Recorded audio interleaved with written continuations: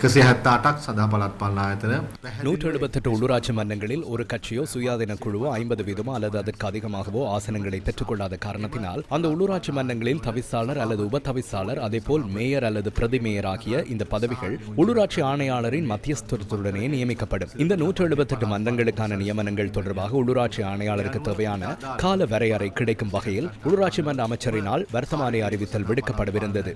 அதற்கமே உள்ளூராட்சி மன்றங்கள் செயற்பட வேண்டும். விசேடமாக உள்ளூராட்சி மன்ற ஆணையாளர்களுக்கு இவர்கள்தான் இந்த 178 உள்ளூராட்சி மன்றங்களுக்குமான இந்த பதவிகளுக்கான உறுப்பினர்களை தேர்வு செய்யும் வர்த்தமானியை வெளியிட வேண்டும். இந்த வர்த்தமானி அறிவித்தலோடு தேர்தல் ஆணைக்குழுவினால் உள்ளூராட்சி மன்ற தேர்தல் தொடர்பாக மேற்கொள்ளப்பட்ட அனைத்து உத்தியோகபூர்வ செயற்பாடுகளும் நிறைவடைந்துவிடும். விசேடமாக மே 30ஆம் தேதி வரை கட்சிகளுக்கும் சுயாதீன குழுக்களுக்கும் நாம் கால அவகாசத்தை வழங்கியிருந்தோம். தங்களின் பெயர் பட்டியலை தயார் செய்து அனுப்புவதற்காக இப்போது வரை கிடைக்கப்பெறாத உறுப்பினர்களின் பெயர்கள் இருக்குமாக இருந்தால் தயவு செய்து உடனடியாக அதனை தயார் செய்து தேர்தல்கள் ஆணைக்குழுவுக்கு வழங்குங்கள். அப்போதுதான் ஆணைக்குழுவினால் கலந்துரையாடப்பட்டு வர்த்தமானியில் அதனை வெளியிடக்கூடியதாக இருக்கும். ගැසට් නිවේදනය පළ කිරීමේ කටයුතු කිරීමට